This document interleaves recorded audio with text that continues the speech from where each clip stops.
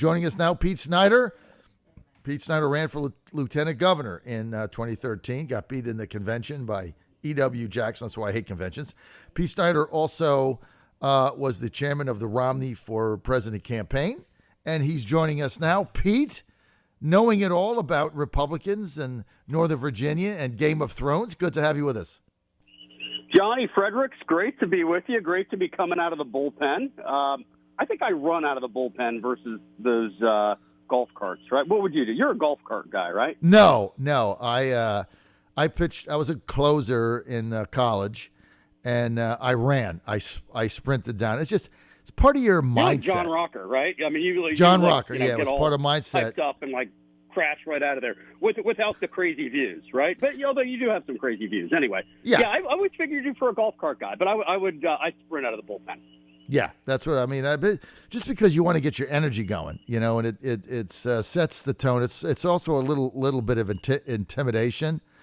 So that's what I used to do. I ran. I'm not saying that I sprinted like John Rocker did, but I did run. I was. They had to take you out before the first pitch. Yeah, I was not much of a sprinter, but I didn't walk out. I can tell you that.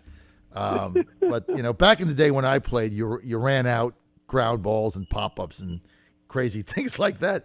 Pete, I know you're a big Game of Thrones guy. What's going on here at the end? Look, yeah, I mean, if you look at the Twitters, I think people are all in a dither. I thought it was fairly good. Look, the Stark family seems to be ruling the entire world. You have Brom, who was a little kid in the first episode who was thrown out of a window and paralyzed, and then became, for those of you who don't watch the show, more of a seer, so he could see the future and the past and what have you. And he ends up on the throne. Now, the Iron Throne was disintegrated by a dragon. Imagine that. And now he's on top, but his sister seceded and ended up taking the North. So they're all in charge, and I think people are upset. They thought it was wrapped up a little too quickly. I understand some of that. I thought Daenerys getting knifed by Jon Snow and Jon Snow stopped being a wussy, finally, was a good thing. So, then we have Virginia politics, right? Same thing. Where does the pig rig play in all this Game of Thrones? How come he's not in the Game of Thrones? Oh, he's the Iron Throne, brother. I mean, come on. I understand that the pig rig, that is the Iron Throne. I appreciate your Dominion ad going on before I came on. I listened to it, and we all do want clean air and clean water and a clean environment. But I got to tell you, the pig rig, and I don't speak for the pig rig all the time, is very upset at AOC. I mean, AOC wants the pig rig only to grill vegetables, right? If we had the Green New Deal, which the liberals in Richmond and the liberals in led by AOC in Washington want to get rid of cows and pigs and everything. I mean, the pig rig would be like doing eggplant and zucchini every day. So he's kind of in a snit, and I think you're going to see a little more of him. He's taking this one personally. Well, because, I mean, the pig rig is about meat, right? You want to grill meat. You want to grill, stewed tomatoes or something. Corn on the grill meat. And the pig rig's partial and partisan. The pig rig's a pork operation, right? I mean, we don't like pork in our government, so the pig rig takes pork, grills it down, and smokes it up, and there we go. Every once in a while, we'll do some beef. Some Texans or so get all upset, and we'll try that. But the pig rig's a pork kind of guy. We got a lot to talk about today, and we're anxious to get the pig rig back and get him on the air and get his sound bites up. So let's get that. He's been in hiding. I mean, he just he did a lot of films. His film career took off after the miniseries, and he needed to spend some time with his family. He wrote a book or two. I don't know if you read it. It's on Audible, or you could listen to it. But I think he's ready to come back out. I got a text question here from John Whitbeck, former chairman of the Republican Party of Virginia, who says, "Pete, who would be your hand of the king?" Oh, this is self-serving because it would be hands down John Whitbeck, and I got to love on John for a second. Yeah, absolutely. Someone who could guide you through all seven kingdoms, guide you through war. Absolutely, John Whitbeck would be my hand of the king. Were I king. The pig rig would probably have John Fredericks, but that's neither here nor there. I would love to get the pig. I will say, that on Saturday night I was out in Loudoun County with John Whitbeck. He had an unbelievable fundraiser out there, and I feel really good. For those of your viewers, or excuse me, your listeners who don't know, John's running for chairman of the board of Loudoun County. Outraised his opponent 10-1. Is a strong conservative, but he's bringing common sense solutions, and that's my real pick for what's happening in 2019. There's going to be a big upset there, and John Whitbeck's going to be chairman, and we're going to actually win in Northern Virginia. So I thought Loudoun County was now going blue. And that's what everyone says. That's conventional wisdom, but John thinks otherwise, and again, hand of the king. I think John's going to win. All right. Well, I'd love to see Johnny when he's a good guy, and he'll do a good job there. So we'll have to see how it plays out. Actually, he wins. I become his hand of the king, right? There you go. He by far will outrank me. John Fredericks Radio Network. We're with Pete Snyder, ran for Lieutenant Governor 2013, chairman of the Romney for President campaign in Virginia, and of course, that's one thing that he and I both have in common. Along with Saxman, we all were chairman of Republican presidential campaigns in Virginia, and we all lost. Pete lost Romney. Well, but out of Saxman play, lost McCain. You won, right? I mean, we're all tied, but the tiebreaker goes to the one who actually got him in the White House. So you're the first in the country to predict that, John. So I win the tiebreaker. You win the pool play in that tournament between Saxman and I. If you graded on a curve, I did win, no doubt, right? Pete, America won. We got to go rapid fire here, all right? I just want to get your opinion on a lot of things.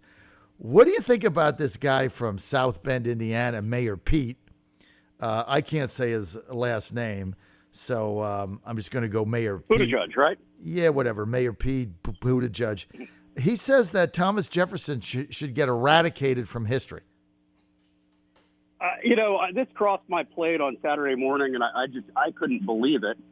I think, Mayor Pete is a extremist in his ideas. I think he was on Fox News last night calling for late-term abortion and really basically endorsing the Tran bill, which is very extremist. He's pro Green New Deal.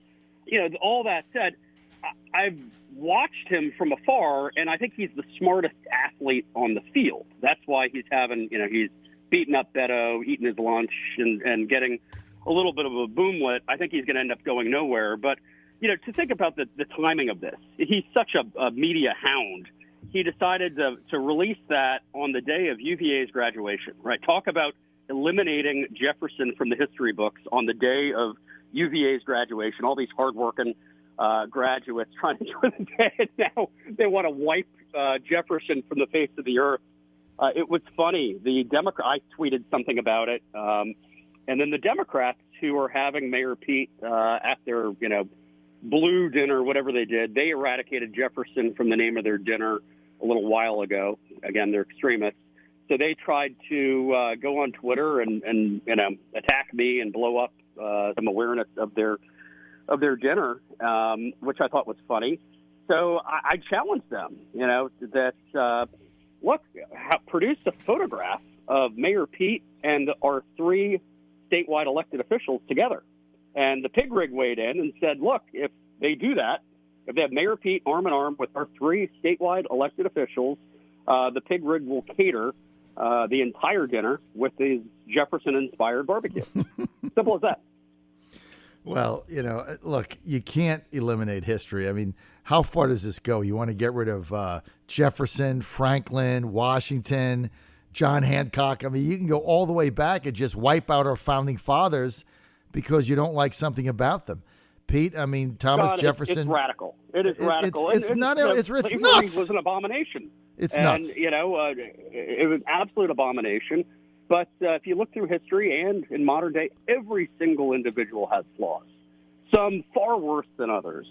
But if we're going to just wipe Thomas Jefferson away from the history books, that is a radical, politically correct agenda. And, shame on Mayor Pete for just being such a media hound that he wants to, he's just trying to do anything to steal the spotlight from Beto and get on the main stage. All right, let's go, Pete, to the 97th District, which is an eyesore here for the Republicans. This chaotic nonsense going on between Scott Wyatt and Chris Peace, and there's appeals and a convention that's not a convention that turns into a ridiculous rally. Now there's a firehouse primary June 1st. Now the Wyatt people are challenging that. Wyatt rigged the thing from the beginning by changing the nominating contest as the 97 chairman. He didn't tell anybody. I mean, the whole thing is sickening, Pete. First of all, two questions. Let's start with the 97th. Is this the biggest embarrassment you've ever seen, or what? No. Come on, John. I think this is a little bit tempest in a teapot. I have been following it loosely, not detail for detail the way you have. And, you asked me, and I think Saxman, to broadcast with you a couple weeks ago. So I'm largely stayed, on the sidelines there. Not largely, 100% of the sidelines. And no, they're battles for nominating conventions all the time, and whether it's a primary or a convention or what have you, it's a process that people work through, and we'll move on. And the one thing that I will say, I did an interview. I think some reporter called a week or two ago, and was talking about chaos in Virginia. And John, you've been in this game for a long time. I have too. I haven't seen our party be more peaceful than it is right now. Again, you have the 97th, sure. You have a couple contests here and there, one that I have a real eye on. But I think our party has been, is getting along as well as I've seen in the past decade. Well, I think the 97th fiasco is just problematic because you can say the rest of the state is fine, but as long as you have this cabal running around trying to rig conventions like we went through in 2016 and 2018 with Cynthia Dunbar and these people, Scott Sayer, I mean, it's just an eyesore. I'm in favor of just outlawing them. I would like to see primaries. I don't care if they're firehouse or canvas, but I think these conventions just tear at the soul of the party. Republicans have lost 15 straight. And that's all we're talking about is this stupid thing in the 97th, which is just ridiculous. All right, I'm going to move on, Pete. Let's get to the Alabama bill, which I just want to get your take on. Basically, eliminating abortion in the state of Alabama, going in the face of Roe v. Wade. What did you think of that, Pete? Well, John, I'm pro-life and have been ever since I could get a grasp on the issue in my teenage years. I haven't read line for line the Alabama bill, and I don't like to weigh in on things. I actually haven't read line by line. I do know that the Tran bill, which I have read line for line in Virginia, is completely abhorrent.